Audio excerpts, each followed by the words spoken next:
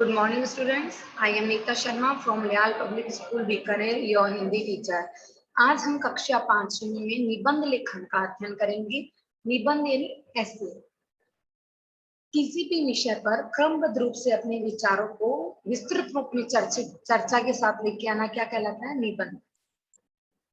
देखिए, निबंध के मुख्य रूप से 3 अंग होते हैं। तो प्रस्तावना यानी इंट्रोडक्शन, किसी भी जो सब्जेक्ट होता है जिसपे आपको दे दिया जाता है, कोई भी ऐसा टॉपिक होता है जिसपे आपको निबंध लिखने के लिए दे दिया जाता है, तो उस पर निबंध लिखते समय आपको एक तो प्रस्तावना का ध्यान रखना है। प्रस्तावना इट मीन्स आपको उसका इंट्रोडक्शन देना है, एंड उसके बाद में मुख्य भाग, उसके बाद में इंट्रोडक्शन देने के बाद में आपको उससे संबंधित जितनी भी बातें पता है वो आपके मुख्य भाग में आएगी। उपसंहार में यह निबंध का अंतिम भाग होता है। इसमें हम अपने विषय की समाप्ति इस प्रकार करते हैं कि पढ़ने वाले के मन में हमारी बातों का निष्कर्ष छप जाए, यानी हमारा निबंध लिखने का क्या उद्देश्य है, हमने किस लिए इस निबंध पर चर्चा की है, उसके बारे में हम किस में लिखेंगे? उपसंहार में। सभी को क्लियर है? चलिए देखते हैं। सबसे पहला हमारा निबंध है स्वतंत्रता दिवस। आपके एग्जाम में यही टॉपिक हम लोगों ने लिया है, स्वतंत्रता दिवस के निबंध का, क्योंकि अभी स्वतंत्रता दिवस आके गए हैं, तो मेरे हिसाब से सारे बच्चों को स्वतंत्रता दिवस के बारे में बहुत कुछ पता है। तो देखिए, 15 अगस्त 1947 को भारत ने अंग्रेजी शासन से मुक्ति पाई और स्वतंत्रता की सांस ली। तब से प्रतिवर्ष यह दिन राष्ट्रीय त्योहार के रूप में मनाया जाता है। राष्ट्रीय त्योहार, ऐसे तो देखो त्योहार बहुत सारे हैं, लेकिन अगर आपको पूछ लिया जाए कि आपके राष्ट्रीय त्योहार कौन से हैं, तो हमारे राष्ट्रीय त्योहार सिर्फ 2 ही है, 15 अगस्त और 26 जनवरी। राष्ट्र यानी पूरे भारत देश के राष्ट्र। तो प्रतिवर्ष यह दिन राष्ट्रीय त्योहार के रूप में मनाया जाता है। स्वतंत्रता दिवस हमारे देश के लिए इसलिए महत्वपूर्ण है क्योंकि वर्षों के संघर्ष के और बलिदान के बाद हमें इस दिन स्वतंत्रता की प्राप्ति हुई।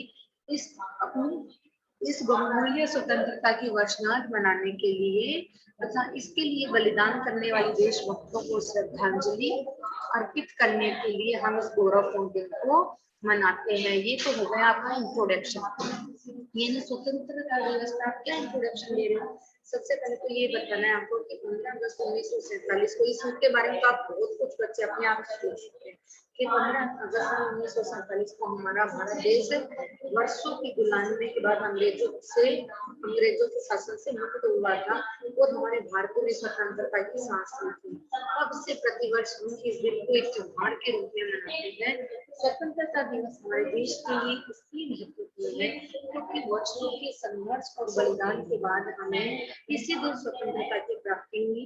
अपनी इस बहुमूल्य स्वतंत्रता की वर्षगांठ मनाने के लिए तथा इसके लिए बलिदान करने वाले देशभक्तों को श्रद्धांजलि देने के लिए हम इस गौरवपूर्ण दिन को मनाते हैं। ये तो हुई आपकी प्रस्तावना।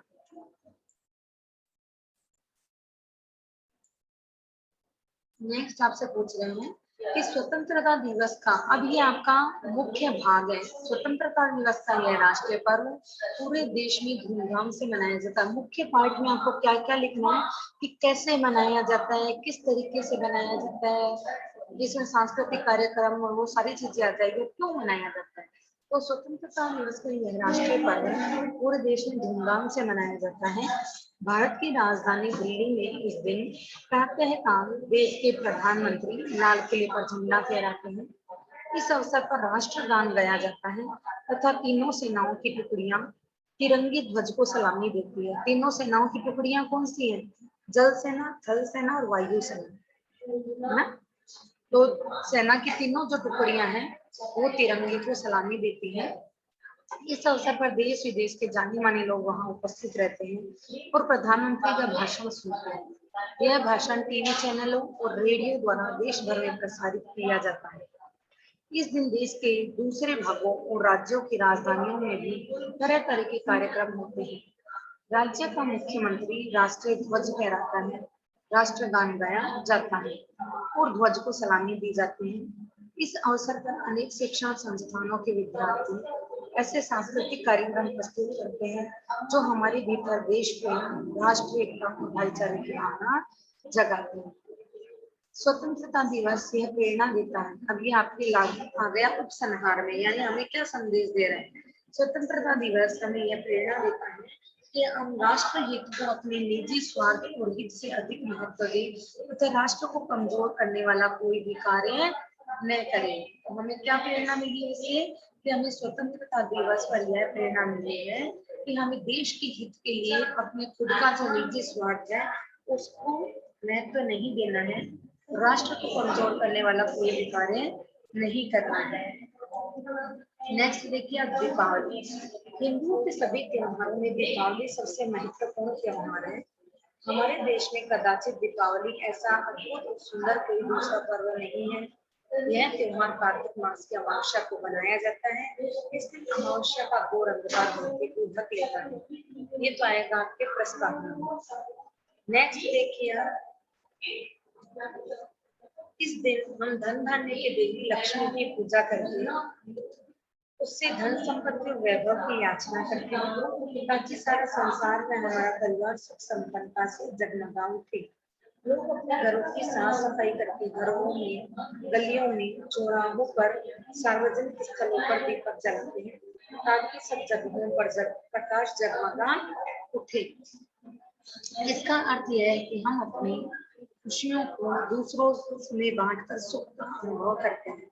सभी लोग अपने पास पड़ोस में, अपने मित्रों और संबंधियों में फल, मिठाइयाँ और उपहारों का आदान प्रदान करते हैं, एक दूसरे को शुभकामनाएं देते हैं।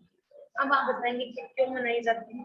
कहा जाता है कि इस दिन भगवान राम लंका विजय करके अयोध्या लौटे थे। अयोध्या वासियों ने उनके स्वागत में नगर के घर घर को दीपक जलाकर जगमगा दिया था, रोशन कर दिया था। तभी से उनकी स्मृति में सारा देश है वो घर घर दीपक जलाकर और प्रसन्नता और उल्लास प्रकट करता है। नेक्स्ट देखिए, जैन धर्म के प्रवर्तक भगवान महावीर ने इसी दिन निर्वाण यानी मोक्ष प्राप्त किया था।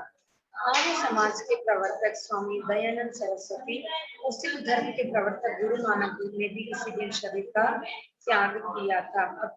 इस वजह से भी ये इम्पोर्टेंट है क्योंकि जैन धर्म के जो महावीर स्वामी थे उन्होंने इस दिन मोक्ष की प्राप्ति की थी और आर्य समाज के प्रवर्तक स्वामी दयानंद सरस्वती और सिख धर्म के प्रवर्तक गुरु नानक देव ने भी इसी दिन शरीर का त्याग किया था।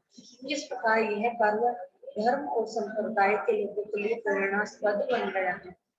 दीपावली के दिन बच्चे खूब पटाखे फोड़ते हैं, कुछ लोग शराब पीकर जुआ खेलकर इस त्योहार का आनंद लेते हैं, जबकि यह बिल्कुल गलत है। यहाँ तक आपके आएगा मुख्य भाग में, उसके बाद में आपके क्या आएगा उपसंहार। हमें आपसी सौहार्द और मेल जोल से इस त्योहार को बनाना चाहिए और यह प्रण लेना चाहिए कि हम आधुनिक युग के आतंकवादी रावण से कम नहीं है, हमें इसे देश के हर हाल से खदेड़ना है। आधुनिक युग के जो आतंकवादी है वो क्या है, एक तरीके से रावण है और उन रावण को हमें इस देश से हमेशा हमेशा के लिए निकाल फेंकना है। ये तो थे आपके स्वतंत्रता दिवस और दीपावली पर निबंध। नेक्स्ट देखिए, आपके संकेत बिंदुओं पर भी निबंध लिखने बता रखे हैं। वर्षा ऋतु का आगमन, आनंद की ऋतु, बच्चे क्या करते हैं, चारों ओर का वातावरण, अधिक वर्षा का प्रभाव। यानी वर्षा ऋतु में ये पॉइंट्स के ऊपर आपको लिखना होगा ताकि आप निबंध बना सके। नेक्स्ट एक निबंध ये भी है, समय का महत्व है। इसमें आपको समय का महत्व बताना है, समय का सदुपयोग क्यों करना चाहिए, समय से काम न करने पर क्या क्या पछतावा होता है, वो समय है वो वापस लौट कर नहीं आता, तो समय का पालन करना अति आवश्यक है। ये आपके समय के सदुपयोग में आएंगे। तो ये तो थे आपके निबंध। अब नेक्स्ट हम बढ़ते हैं अपठित गद्यांश। अपठित गद्यांश यानी कि अनसिंग पैसेज। अपठित गद्यांश यह एक ऐसी विधा है जिसमें एक ऐसा गद्यांश पढ़ते हैं जो हमने कभी नहीं पढ़ा है, उसे हमें ध्यानपूर्वक समझते हैं और उस पर आधारित प्रश्नों के उत्तर देते हैं। तो देखिए, एक गद्यांश है हमारे समक्ष। समय अत्यधिक मूल्यवान है, यह किसी की प्रतीक्षा नहीं करता। समय हमारे साथ नहीं चलता बल्कि हमें समय के साथ चलना पड़ता है। जीवन में वही व्यक्ति उन्नति प्राप्त करता है जो समय का सदुपयोग करता है। साहसी, सतर्क और परिश्रमी व्यक्ति भी समय रहते अपने कार्य पूर्ण कर पाते हैं। इसके विपरीत आलसी व्यक्ति समय की कद्र करना नहीं जानते और असफल होने पर पछतावा करते हैं, पश्चाताप करते हैं। लेकिन बीता समय उसके लिए कभी लौट कर नहीं आता। तभी तो समय की तुलना सागर की लहरों से की है, क्योंकि सागर में जल की लहरें भी एक ही बार बनती है और फिर अपना अस्तित्व खो देती है।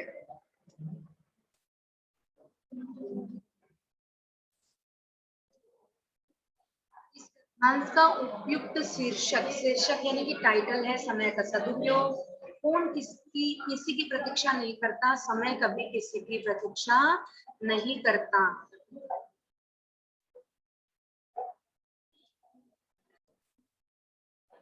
कौन से व्यक्ति कार्य समय पर करते हैं, साहसी, सतर्क और परिश्रम। समय की तुलना किससे की गई है, सागर की लहरों से। नेक्स्ट हम देखते हैं अगला गद्यांश।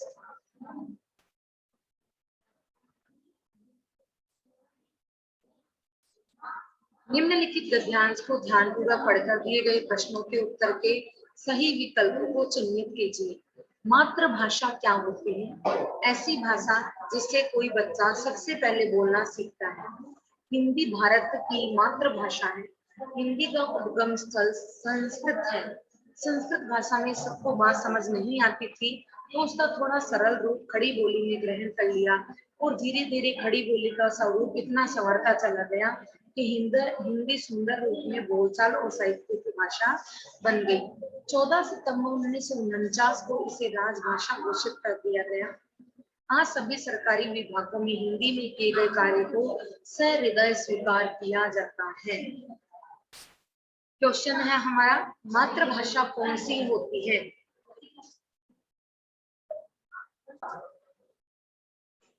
मातृभाषा कौन सी होती है। तो जो बच्चा सबसे पहले सीखता है वो मातृभाषा होती है।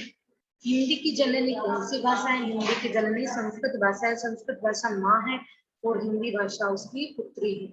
संस्कृत भाषा हिंदी में क्यों और कैसे परिवर्तित हुई। संस्कृत भाषा कठिन होने के कारण खड़ी बोली में परिवर्तित हुई और खड़ी बोली का रूप हिंदी ने ले लिया।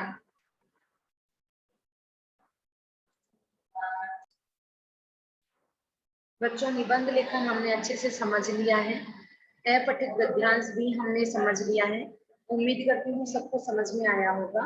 अब सभी अपना गृह कार्य समय से पूरा करके हमें जल्द से जल्द भेजने की कृपा करें। धन्यवाद। आज की कक्षा में इतना है।